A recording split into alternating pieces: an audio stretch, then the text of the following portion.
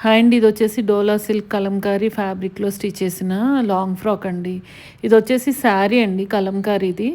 600 rupees sari. ఈ శారీ తోటి long frock with feeding zips అయితే స్టిచ్ చేసాము.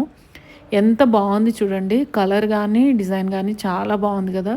వేసుకుంటే కూడా చాలా క్లాసీగా ఉంటుంది.